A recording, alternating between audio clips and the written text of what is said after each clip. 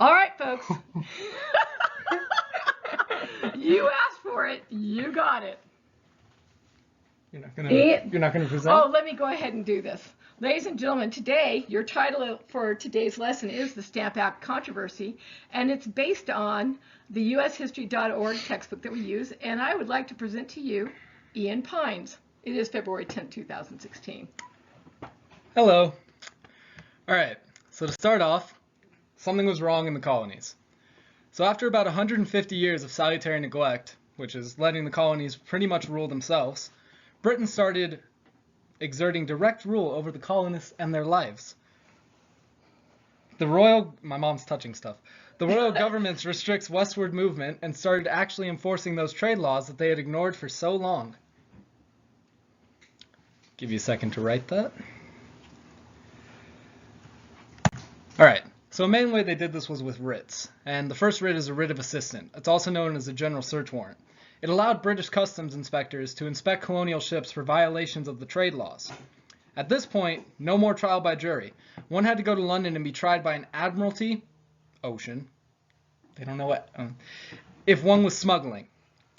So they didn't want them to be tried in the colonies because they know that they would be let go if they were tried in the colonies. To make matters worse, not only were the Navigation Acts now being enforced, now taxes were being levied, charged to, against the colonists. What caused this to happen? I'm pretty sure you guys already know because I yelled it yesterday. So taxes. Taxes kept the British government going. So from the British point of view, the 7 Years' War cost a lot of money. So the taxes are levied on the American colonies. At least the amounts charged the colonists was actually less than those charged to the people living in the British mainland. The taxes were meant to pay for the defense of the colonies, and those taxes just barely paid for 1/3 of the cost of keeping British troops in the 13 British colonies, the U.S., to defend them. Meanwhile, the colonists had a very different perspective. They felt it was unfair to pay to keep British troops in the 13 colonies when there was no more enemy. The French, as we know, were gone.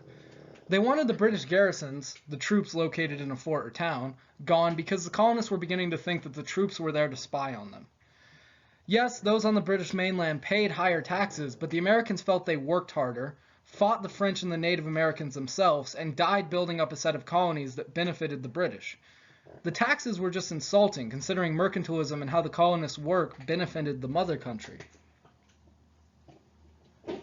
So the colonists get political.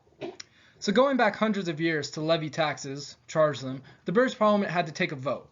You know, like the ones our Congress do today, if they're actually working.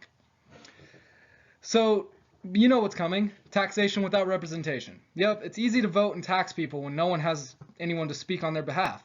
And that's just denying their rights as British citizens, because the colonists were in fact British citizens. So the laws, or the acts, that were passed by Britain. Let's look back at the Sugar Act of 1764. You can't make rum without paying a tax which you got from the British West Indies and can only legally get from them. If you bought them from France, you were breaking the Navigation Act and could very well go to prison. There was no tax here, it was prison. But colonists smuggled from France and avoided British ships with writs of assistance most of the time. Another act was the Currency Act of 1764. The colonies ran short of legal British currency, so they created their own bills of credit. But this was unregulated money and varied in value. So Parliament passed the Currency Act, which abolished bills of credit and put the government in control of the money. This puts the colonists in a financial corner when trying to trade because the government across the ocean was setting the value of the money. And now, the name of the presentation, the Stamp Act. So in March 1765, the Stamp Act changes everything. It's the first tax directly on the colonists themselves. My mom told me she hasn't told you about this, so I'll tell you about this.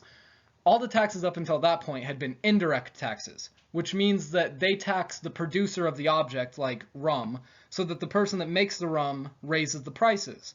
So the colonists don't actually see that tax. They just see that the price in rum has increased. The Stamp Act was the first tax to the colonists had to pay for. It was directly on them. All right.